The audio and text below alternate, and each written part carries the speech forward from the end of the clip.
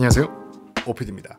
오늘 이 시간에는 워렌 버핏의 쉐어홀더 레터 조금 리뷰해 보겠습니다. 안녕하세요, 오피디입니다. 구독자 알람 해주세요. 그리고 덤스업 해주고 벨 해주세요. 빠빠이.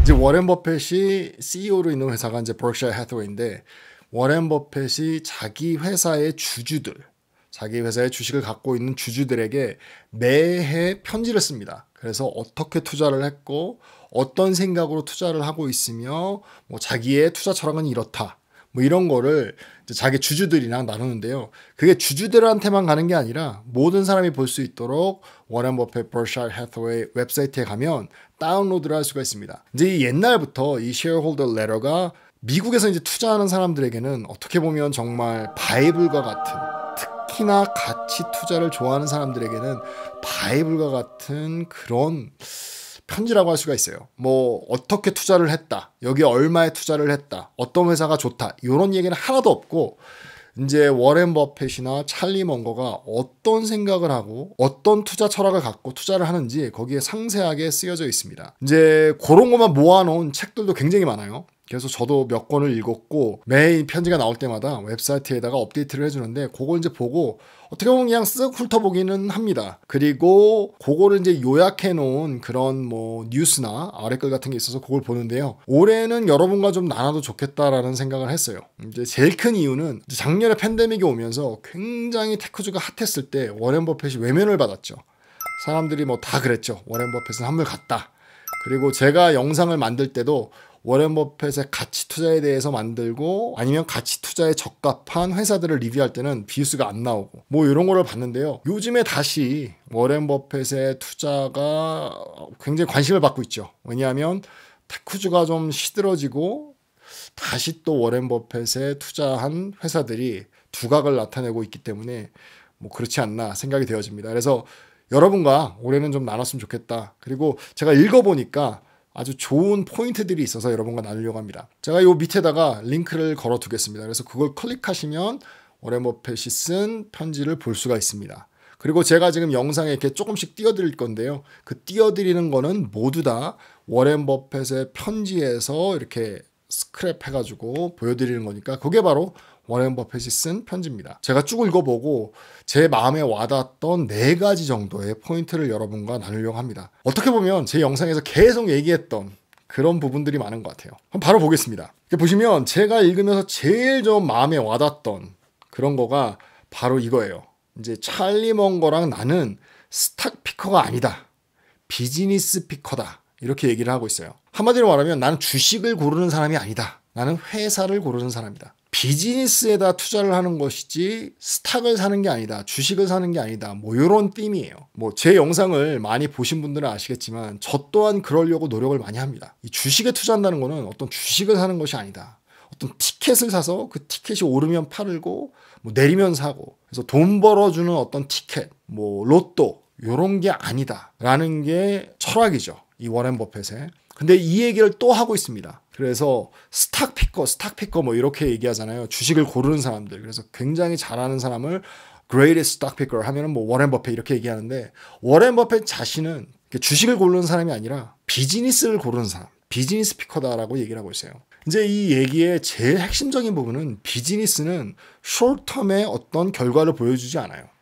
뭐 비즈니스를 샀는데 당장 내일 내가 돈을 많이 벌 수 있는 것도 아니고, 비즈니스가 커질 때까지 기다려주고, 어떻게 보면 롱텀을 봤을 때 거기에서 나오는 수익률을 가져가는 게 바로 비즈니스죠. 그 누구도 비즈니스를 사서 내가 오늘 샀는데 한 달 뒤에 팔아야지 라고 비즈니스를 사는 사람은 없을 거예요. 뭐 맨날 하는 얘기지만 커피숍, 제가 커피숍을 샀는데 커피숍을 살 때 내가 한 달 후에 팔아야지, 6개월 뒤에 팔아야지, 1년은 너무 많이 갖고 있는 거야, 너무 긴 거야, 그 전에 팔아야지, 2년은 너무 긴 거야, 손님이 이만큼 늘면 팔아야지 라고 생각하고 커피숍을 여는 사람은 없을 거예요. 마찬가지로 저희가 주식에 투자할 때 이 워렌 버핏은 롱텀을 보고 정말 비즈니스가 커가는 걸 기다려주고, 비즈니스가 자랐을 때 그 수익률을 가져올 수 있는 그런 거를 생각하고 투자를 한다, 그 마인드가 뒤에 깔려져 있습니다. 정말 또 한 번 얘기하지만 다시 한번 마음에 새기는, 스탁 피커가 아니다, 비즈니스 피커다.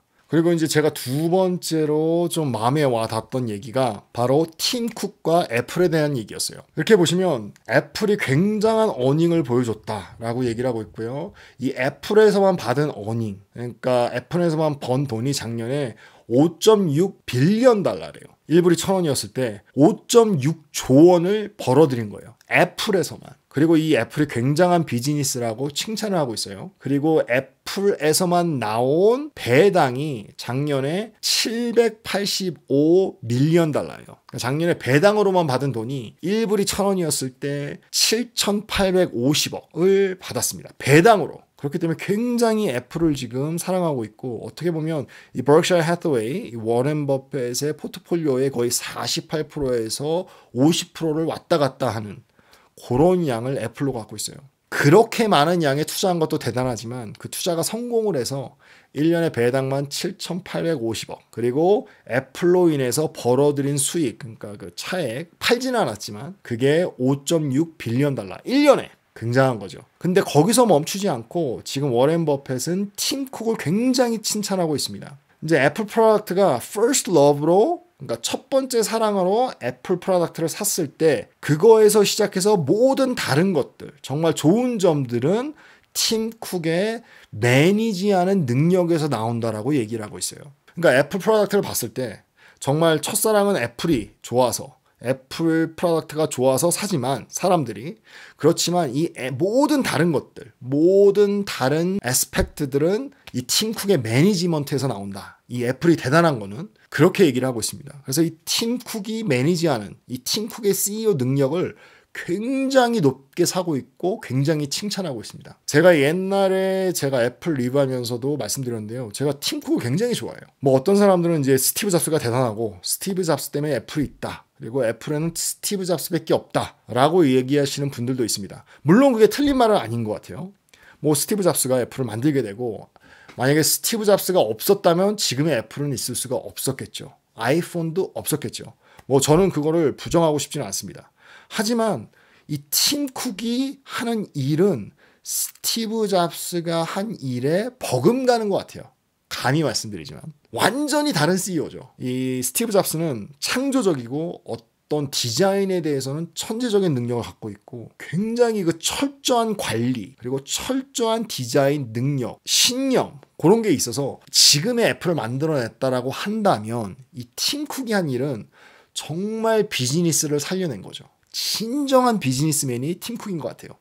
한마디로 말하면 돈 버는데 천재예요. 이제 팀 쿡이 애플을 가져오게 되면서 주가가 10배가 뛰었습니다. 그리고 팀 쿡이 애플을 가져오면서 주가가 스플릿을 했어요. 그리고 옛날에 팔던 양보다 훨씬 더 많이 팔고 있습니다. 물론 어떤 사람은 이렇게 얘기해요. 아, 옛날같이 애플이 이노베이트하지가 않다, 창조적이지가 않다라고 얘기하는 분들도 있는 것 같아요. 근데 그게 사실인 것 같습니다. 하지만 비즈니스 면으로 봤을 때는 옛날과 비교할 수 없을 만큼 비즈니스가 엄청나게 발전하고 있어요. 한마디로 말하면 팀 쿡은 돈 버는데 천재다. 스티브 잡스가 창조, 디자인의 천재라면 팀 쿡은 돈 버는데 천재다. 그래서 워렌 버핏도 팀 쿡을 굉장히 칭찬하고 있습니다. 이제 다음 포인트는요, 제가 봤을 때 참 재밌다고 느껴진 게 바로 캐시에 대한 얘기예요. 돈을 갖고 있는 얘기. 이렇게 보시면 캐시 헤비 포지션이라고 얘기를 하고 있어요. 그리고 과거에도 그런 적이 있고 지금도 그러고 있고, 근데 이거를 싫어한대요. 이 워렌 버핏이나 찰리 먼거가 이렇게 캐시가 많은 건 우리는 싫어한다. Never pleasant. 그리고 또 never permanent. 이거는 permanent한 게 아니다. 계속 그렇게 캐시를 많이 갖고 있을 것이 아니다. 언젠가 우리는 쓸 거다. 어떤 attractive한, 아주 매력적인 기회가 온다면 언제든지 투자할 수가 있다 라고 얘기를 하고 있어요. 이제 여기서 좀 재밌는 게 몇 가지가 있습니다. 하나는 캐시를 굉장히 많이 갖고 있어요. 그게 재밌습니다. 이렇게 투자를 좋아하고 캐시를 갖고 있는 거를 싫어하는 이 두 분께서 그러나 캐시를 굉장히 많이 갖고 있다. 이게 좀 아이러니한 것 같습니다. 우리는 캐시 갖고 있는 거 싫어. 근데 캐시를 많이 갖고 있어요. 그게 참 재밌는 점인 것 같습니다. 그 얘기는 그만큼 워렌 버핏과 찰리 먼거는 투자하는 데 있어서 신중하다라고 생각할 수가 있어요. 언제나 이 워렌 버핏은 캐시보다는 에퀴티를 갖고 싶다라고 얘기를 해요. 왜냐하면 캐시는 다른 캐시를 제너레이트 하지는 못하잖아요. 돈은 돈을 낳지 못하잖아요. 어디다 투자해야지만 그 돈이 늘어가고 그 에quity 높아지고 그리고 그 안에서 돈을 버는 거죠. 그렇기 때문에 언제나 이 워렌 버핏은 투자하고 싶다라고 얘기를 해요. 그런데 이상하게도 이렇게 많이 캐시를 갖고 있어요. 제가 알기로 지금 갖고 있는 캐시가 144 빌리언 달러를 갖고 있어요. 캐시로. 1불이 1,000원이었을 때 144조. 왜 그러나? 그만큼 투자에 신중한 겁니다. 저 같았으면 그렇게 많이 갖고 있으면 여기다도 투자해보고 저기다도 투자해보고 할 텐데 조금이라도 좀 된다고 생각하면 투자를 할 텐데 캐시 갖고 있는 것보다 나니까. 그런데 버핏은 그렇게 생각하지는 않습니다. 이제 워렌 버핏이 한 말 중에 굉장히 유명한 말이 있어요. 만약에 내가 10년 동안 갖고 있지 못할 주식이라면 그렇다면 나는 그 주식을 10분도 갖고 있지 말아야 된다고 생각한다. 이렇게 얘기를 했어요. 만약에 한 주식이 10년 동안 가져갈 주식이 아니라고 내가 본다면 그렇다면 나는 그 주식을 10분 동안도 갖고 있지 않을 거다 라고 얘기를 한 거예요. 얼마나 신중한 투자인지를 알 수 있죠. 뭐 얘기를 들어서 그래 뭐 요 주식이 요때 요만큼 오를 것 같아. 뭐 지금 기름값이 엄청나게 올라가고 있기 때문에 뭐 기름을 좀 산다든지 그렇지만 내려가기 전에 좀 판다든지 뭐 144조나 있는데 조금 투자해서 요게 조금이라도 번다면 좋지. 그리고 뭐 아닌 거면 팔아버리지 라고 생각할 수 있는데 워렌 버핏은 그렇지 않습니다. 10년 동안 갖고 있을 주식이 아니면 난 10분도 갖고 있지 않는다 라는 마인드로 주식 투자를 하고 있어요. 진짜 좋은 주식을 만났을 때 그때만 투자하려고 배울 게 많은 것 같습니다. 제가 좀 반성을 많이 했어요. 요번 한 해에 작년 한 해에 조금 많이 투자를 한 것 같다. 제가 좀 이렇게 유튜브를 하면서 굉장히 좀 흥분되어 있는 상태였던 것 같아요. 그래서 많이 보게 되고 여기다 투자해야 돼. 뭐 이렇게 생각을 한 것 같습니다. 그래서 좀 저도 많이 반성을 했습니다. 좀 더 신중해야 되겠다 라는 생각을 했어요. 네, 그리고 제가 쉐어홀더 레터를 봤을 때 마지막으로 좀 제 마음에 들었던 그런 포인트가 다음 포인트입니다. 네, 이렇게 보시면 이제 워렌 버핏이 하는 얘기는 주식 사는 걸 좋아한다. publicly traded 컴퍼니를 좋아한다. 거기에 투자한다는데 요 전에 나왔던 말이 그냥 우리는 회사 전체를 사는 것, 그냥 통째로 사버리는 걸 좋아한다. 뭐 요런 뉘앙스의 글들이 있습니다. 그래서 그런 걸 사는 걸 좋아한다. 그리고 second choice는 바로 주식에 투자하는 거, publicly trading 되는 컴퍼니에 투자하는 것을 좋아한다. 라고 얘기하고 있어요. 이 첫 번째 마지막에 보시면 today though we find little that excites us 이렇게 얘기하고 있어요. 그래서 지금은 우리를 좀 흥분되게 하는 게 별로 없다 이렇게 얘기해요. 한마디로 말하면 지금은 투자할 데가 별로 없다 라고 얘기해요. 그렇게 얘기하면서 그 이유를 다음과 같이 얘기합니다. 그 이유가 바로 long-term interest rate 긴 금리가 너무 낮았기 때문이다 라고 얘기해요. 이 금리가 낮으면 all productive investment가 올라간다 라고 얘기해요. 지금 long-term interest rate이 너무 낮아서 모든 인베스트먼트 가격이 올랐다 라고 얘기하고 있습니다. 이제 이 인베스트먼트는 예를 들어서 주식이나 아니면 아파트라고 얘기하는데 이 아파트는 월세입니다. 월세 받는 거, 이제 부동산, 그리고 농장, 그리고 oil wells, 그거는 이제 기름 캐는 거. 그 모든 것들이 지금 올라가 있다, 가격이. 왜? 금리가 낮기 때문에 라고 얘기를 하고 있어요. 그래서 한마디로 얘기하면 투자하고 싶은데 지금 너 모든 게 비싸다. 투자할 데가 없다. 왜냐? 금리가 너무 낮다. 금리가 낮으면 투자할 데가 다 오른다 라고 얘기를 하고 있습니다. 그리고 제 영상을 다 보신 분들은 아마 아시겠지만 지금 몇 쿼터 동안 아마 1년 넘게 지금 워렌 버핏은 한 군데도 투자를 하고 있지 않습니다. 버크셔 해서웨이가 액티비전에도 뭐 사고 또 뭐 다른 회사도 사고 했지만 그 모든 것들은 그 밑에 있는 사람들이 사는 거고 워렌 버핏이 직접 산 회사는 없는 걸로 보여집니다. 마지막에 샀던 게 버라이전이죠. 그거 빼고는 없는 것 같아요. 왜? 지금 주가가 너무 올라가 있다. 과열돼 있다. 라고 보고 있는 것 같습니다. 참 재밌는 건 이 뉘앙스가 금리 때문이다. 금리가 너무 낮아서다. 뭐 이렇게 얘기하는 거 보니까 어떻게 보면 금리를 좀 올려주기를 원하는 사람 같이 보여요. 그래야 투자할 수 있으니까.